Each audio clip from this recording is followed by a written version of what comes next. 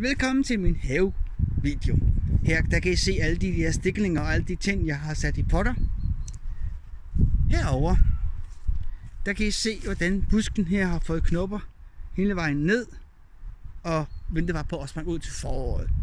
Her der står der busbom med sandsurt og kodriver og et æbletræ, som ikke giver så meget æbler. Så jeg vil gerne have nyt, som giver lidt mere.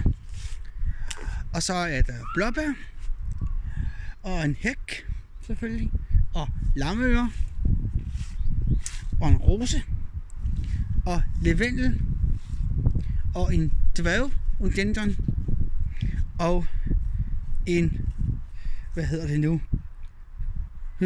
ikke hyacinter, men de andre, der får sådan rigtig flot blomster, som rigtig er flotte i buketter også, og også flot tørret.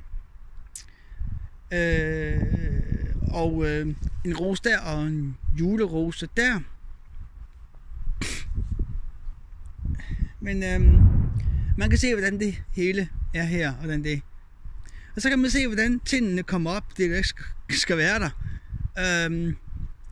Men man kan også se de flotte løv på træerne.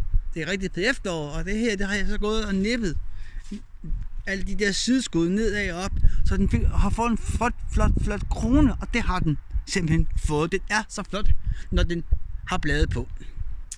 Jeg vender tilbage med en ny video på en anden tidspunkt, hvor vi skal snakke lidt om kolonihaven og snakke lidt om frø og andre ting. På gensyn.